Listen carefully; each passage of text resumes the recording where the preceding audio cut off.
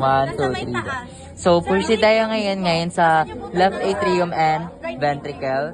So, ang left atrium at ventricle, ito siya. Atrium, ventricle. Diba yung right nasa gitna? Atrium, ito. Tapos ito, ventricle.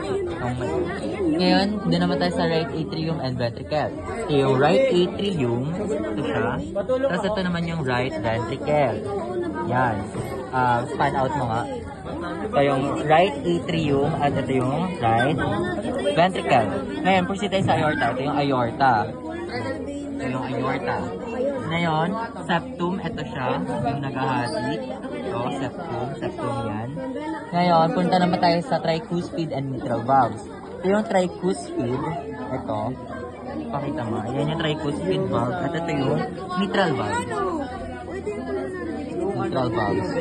Proceed naman tayo sa semilunar valves, which is yung pulmonary and aortic valves. Yung pulmonary, ito siya.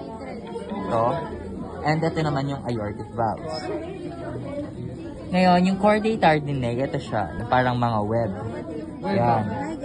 Yan, mga chordae tendinae. Correctly, I'm wrong. Tapos yung exit point naman ng vena cava is ito. Exit point ng vena cava ito. Then, yung exit point ng pulmonary vein.